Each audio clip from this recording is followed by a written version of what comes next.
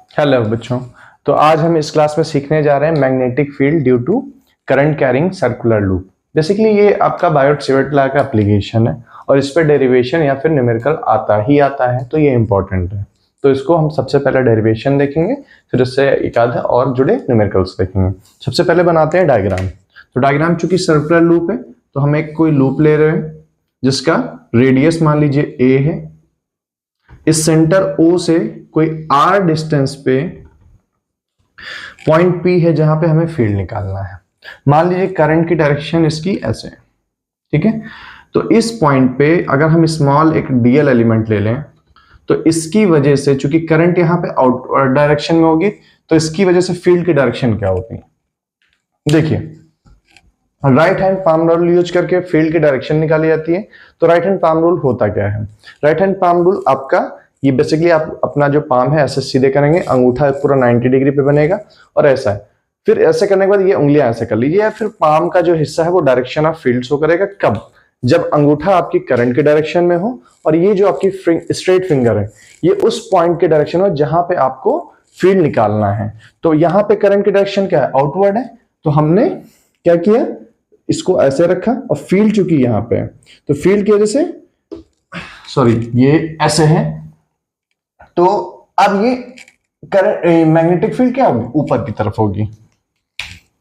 तो यहां पे मैग्नेटिक फील्ड पी पॉइंट पे कुछ ऐसे होगी जो कि इसके 90 डिग्री पे होगी। ये मान लीजिए क्यू पॉइंट है। अगर इसी तरीके हम नीचे वाले से बात करें तो बिल्कुल राइट हैंड पाम रूल के, अब चूंकि यहां पे करंट इनवर्ड द पेपर होगी तो डायरेक्शन ऑफ मैग्नेटिक फील्ड कुछ ऐसे हो जाएगी, ठीक है। अब यहां पे अगर आप ध्यान से देखें, ये मान लीजिए आपका क्यू डैश पॉइंट है। तो इसकी वजह से हो क्या रहा है कि इसका एक जो ये 90 डिग्री पे इसका एक कोसाइन फंक्शन, यानी इसका अगर वेक्टर कंपोनेंट हम कर लें तो इस कंपोनेंट करेंगे तो इधर हमें क्या मिलेगा? cos फाई, यानी b cos फाई। और इधर क्या मिलेगा? इधर भी b cos फाई मिलेगा। और चूंकि ये इक्वल एंड अपोजिट है तो एक दूसरे को बैलेंस कर देंगे, तो फील्ड ना इधर जाएगी ना इधर जाएगी। अब इसके रेज में क्या होगा? एक इसका जो परपेंडिकुलर कंपोनेंट होगा b cos फाई का, वो हो जाएगा b sin फाई। यानी जो आपकी फील्ड की डायरेक्शन होगी ये along the b sin phi, यानी हम इसको मान लेते हैं p q r मान लीजिए, ठीक है। अलोंग p r हो जाएगी।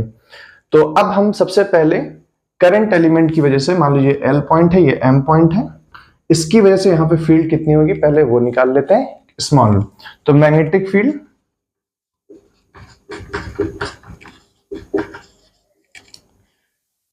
Due to small element dl I dl, तो क्या हो जाएगा? dv की वैल्यू क्या हो जाएगी?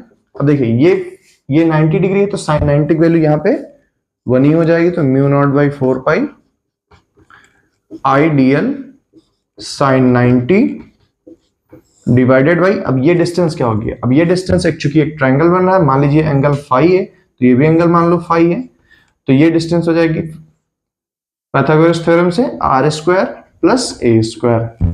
तो यहाँ पे चूंकि डिस्टेंस का स्क्वायर होता है तो सीधे आर स्क्वायर प्लस ए स्क्वायर हो जाएगा। तो ये वैल्यू क्या हो जाएगी डीबी की?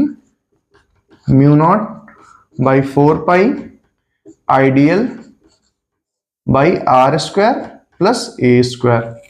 अब ये तो स्मॉल एलिमेंट की वजह से आ गया, हमें चाहिए फील्ड पूरे लूप की वजह से। तो स्मॉल एलिमेंट के लिए आ गया है तो क्या करें? इसको हम पूरे के लिए इंटीग्रेट कर लें। तो उस केस में हमारा मान लो मैग्नेटिक फील्ड पूरे के लिए क्या होगा? इंटीग्रेशन dB साइन फाई हो जाएगा, क्योंकि अब हम सिर्फ स्मॉल एलिमेंट की वजह से नहीं ले रहे हैं ताकि हम साइन 90 नहीं लेंगे डायरेक्ट, ठीक है। हम पूरे लूप के लिए इसलिए हमने साइन फाई लिया है।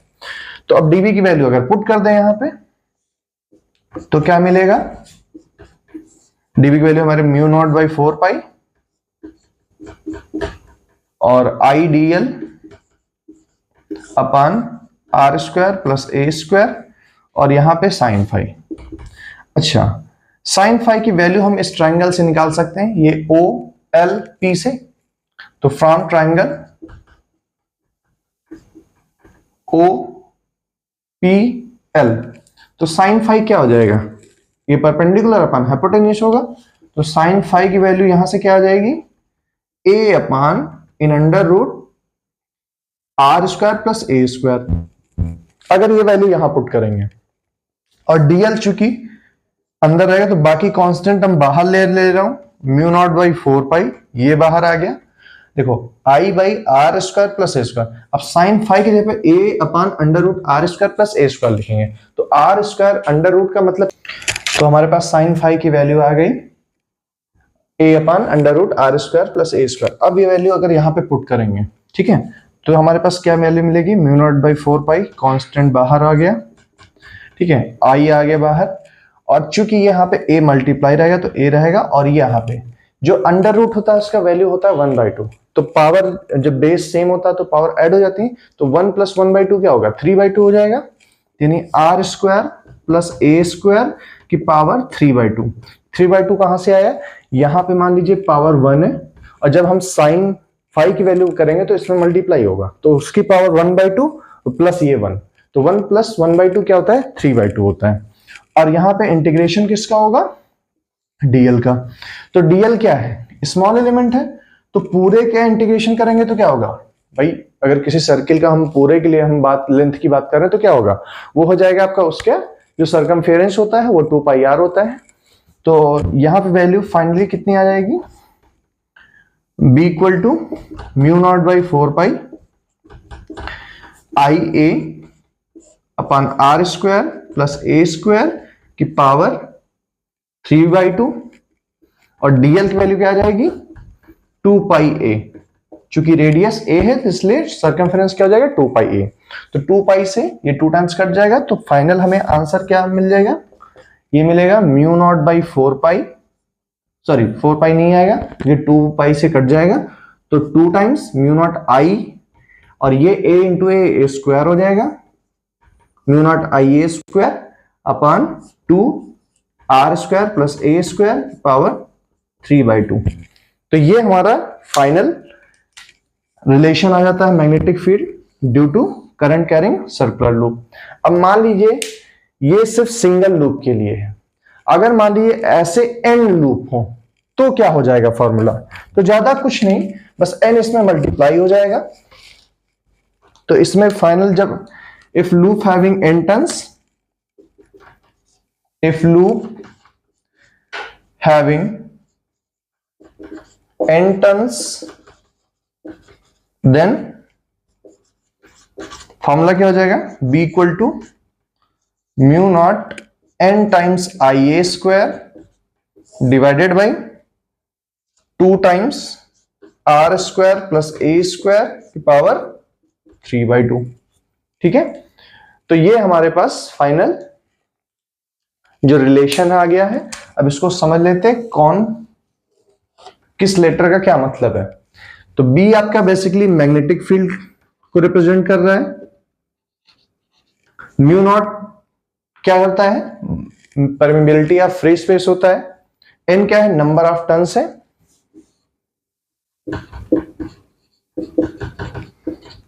आई क्या है, करंट है, ए क्या है, रेडियस ऑफ लूप है, और आर क्या है, distance where magnetic field is to be calculated.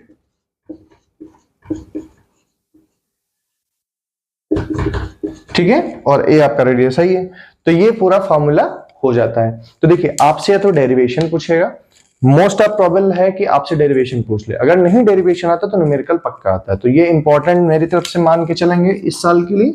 ठीक है, देखते हैं नेक्स्ट। तो देखिए अभी हमने एक्सियल पॉइंट पे निकाला, एक्सिस पे सर्कुलर लूप के, अब हमें अगर सेंटर पे निकालना हो, यानी अगर हम उसी सर्कुलर लूप के अगर सेंटर पे फील्ड निकालें तो कैसे होगी, तो वही हमारे पास मान लीजिए एक्सियल के बजाय इस बार हमारे पास कोई सर्कुलर लूप है जिसके सेंटर ओ पे निकालना है। मान लीजिए रेडियस आर है इस टाइम पे, ठीक है, करंट की डायरेक्शन आई है, मान लो आई है करंट, तो अब इसकी वजह से मान लो कोई सिंगल पॉइंट पे डीएल की वजह से इस पॉइंट पे फील्ड क्या होगी, वही होगी mu naught ideal sign 90/r²। तो देखिए किसी पॉइंट से अगर सेंटर पे बात करेंगे तो रेडियस क्या होगा, सेंटर पे उस सर्कुलर पॉइंट से 90 डिग्री पे होगा, यानी हमेशा साइन क्या होगा 90 डिग्री होगा। तो ऐसे लिख सकते हैं field due to I dl at O dB क्या हो जाएगा, again mu naught by 4 pi I dl sine 90 by r²। Distance वही रहनी है, ठीक है। तो कंप्लीट फील्ड के लिए क्या करेंगे, सो टोटल फील्ड या नेट फील्ड या field due to loop at centre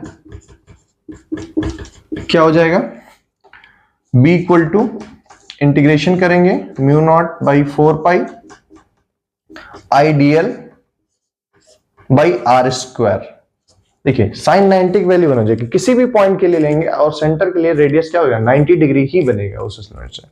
तो यहां पे अगर इसको इंटीग्रेट करते हैं तो mu naught by 4 pi I by r², तो कॉमन मान लीजिए कांस्टेंट है बाहर आ जाएगा, हमारे ब्रैकेट में सिर्फ बचेगा dl, और dl का इंटीग्रेशन करेंगे तो जाहिर सी बात है स्मॉल एलिमेंट के लिए dl है, तो अगर इंटीग्रेट करेंगे तो पूरा सर्कमफेरेंस आएगा। तो सर्कमफेरेंस की वजह से क्या हो जाएगा, b equal to mu naught by 4 pi I by r², और ये हो जाएगा इंटू 2 पाई r। तो 2 पाई से ये 2 टाइम कट जाएगा, एक r से r कट जाएगा, तो फाइनल हमारे पास फॉर्मूला क्या बचेगा, b equal to mu naught I by twice r। 2 pi से ये कट जाएगा, 2 टाइम्स में एक r से स्क्वायर कट जाएगा, तो mu naught I by 2r बचेगा। तो इसका तो बहुत ज्यादा यूज पड़ता ही है, कभी सेक्शन को जैसे फील्ड निकालने में, किसी सेक्शन में न्यूमेरिकल्स में वैल्यू निकालने के लिए, तो सिंपल फॉर्मूला लगेगा mu naught I by 2r, ठीक है। तो देखते हैं एक क्वेश्चन। तो हमारे पास एक क्वेश्चन है कि एक straight wire carrying a current of 10 ampere is bent into a semi circular arc of radius 2 centimetre, ठीक है। इसका रेडियस 2 सेंटीमीटर है। As shown in figure what is the magnetic field at O, यानी यहां पे हमें मैग्नेटिक फील्ड बतानी है ड्यू टू 2 स्ट्रेट सेगमेंट, यानी ये 1 ये 2, ये 2 स्ट्रेट सेगमेंट्स हैं, एंड सेकंड पार्ट में द सेमी सर्कुलर सेगमेंट, ये थर्ड सेगमेंट है। तो देखिए क्वेश्चन वही है, तो इसको हम अगर फर्स्ट वाले के लिए सॉल्व करें ए के लिए, तो फॉर्मूला अकॉर्डिंग टू क्वेश्चन क्या होगा, mu naught by 4 pi I dl sine theta by r²। तो वायर में करंट और पॉइंट O पे जो फील्ड है उसके बीच में एंगल कितना बन रहा है, 0 डिग्री। कितना बन रहा है, 0 डिग्री। अगर हम ऐसे लेके चले तो देखिए ये अंगूठा हमें क्या करना पड़ेगा, इसी लाइन के राइट हैंड पाम रूल क्या करता है, अगर हम करंट की डायरेक्शन करें और पॉइंट की बात करें तो देखो अंगूठा क्या आ गया, उसी पंजे के बिल्कुल पैरेलल आ गया। यानी स्ट्रेट वायर जो कि इसके लाइन में ही आएगा, दोनों के लिए फील्ड क्या होगी, इसके लिए क्या होगी, सेकंड सेगमेंट 180 डिग्री होगी, इसलिए यहां पे करंट मतलब magnetic field due to straight segment 0 हो जाएगी। लिखेंगे here theta for first is 0 degree and theta for second is 180 degree, और साइन 0 और साइन 180 की वैल्यू दोनों के लिए 0 होती है। So sine theta will be 0, so B due to straight segment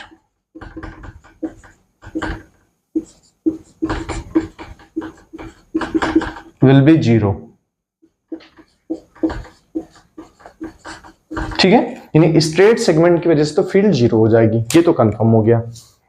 अब हम सेकेंड पार्ट देखते हैं। इसमें पार्ट ये कहता है due to semi circular arc, अब सेमी सर्कुलर के लिए क्या करें, करंट की डायरेक्शन में जाएं, फील्ड लें, तो फील्ड क्या होगी, इनवर्ट डायरेक्शन होगी, तो फील्ड की डायरेक्शन इनवर्ट हो गई, ठीक है। और अगर हमें पता है ड्यू टू सर्कुलर, अब चूंकि सेंटर पे निकालना है, तो ड्यू टू सर्कुलर लूप क्या होती है, field due to field at centre of loop क्या होती है, B equals to mu naught I by 2R होती है। तो यहां पे तो हाफ सर्किल है, तो क्या हो जाएगा, 1/2 हो जाएगा। So B due to semi circular segment क्या हो जाएगा, B equals to 1/2 of mu naught I by 2R।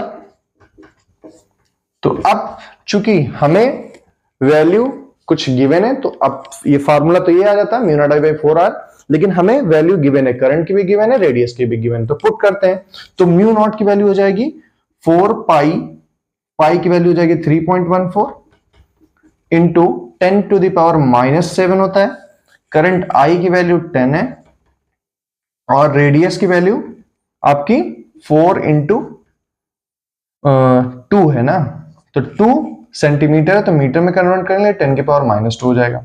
ये 4 से 4 कैंसिल हो जाएगा और 2 से आपका ये कट जाएगा 1 पॉइंट, यहां पे 1 बचेगा, 5 टाइम्स जाएगा, फिर 7 टाइम्स। तो बेसिकली आपका जो फील्ड आ जाएगा 1.57 इंटू, देखो ये जाएगा ऊपर तो प्लस हो जाएगा, तो 10 की पावर 3 प्लस करेंगे तो 10 की पावर -4 और बचेगा, 10 की पावर -4 टेस्ला। मैग्नेटिक फील्ड का यूनिट क्या होता है, 10 की पावर टेस्ला होता है। तो आंसर हमारा क्या हो जाएगा, 1.57 इंटू 10 की पावर -4 टेस्ला। और ये due to semi circular segment होगा, स्ट्रेट वायर सेगमेंट की वजह से करंट 0 होगी। क्यों, क्योंकि वो उसके लाइन पे ही आ रहे हैं, जिसकी वजह से एंगल 0 डिग्री हो जा रहा है। ठीक है, तो इस क्लास में इतना रखते हैं, मिलते हैं नेक्स्ट क्लास में नए लेक्चर के साथ में। तब तक के लिए थैंक यू।